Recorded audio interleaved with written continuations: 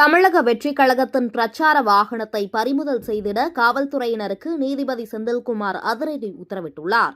தமிழக வெற்றிக் கழகத்தின் பிரச்சாரக் கூட்டம் கடந்த செப்டம்பர் 27ஆம் தேதி கரூர் வேலுச்சாமிபுரத்தில் நடைபெற்றது. அதில் கூட்ட நெரிசலில் சிக்கி 41 பேர் உயிரிழந்த நிலையில் 110க்கும் மேற்பட்டோர் காயமடைந்து கரூர் மருத்துவமனைகளில் சிகிச்சைக்காக சேர்க்கப்பட்டனர். இச்சம்பவம் தொடர்பாக தாவேகா நிர்வாகிகள் மற்றும் சமூக வலைதளங்களில் வதந்திகளை பரப்பியவர்கள் மீது காவல்துறை விரைவாக நடவடிக்கை எடுத்து வருகிறது.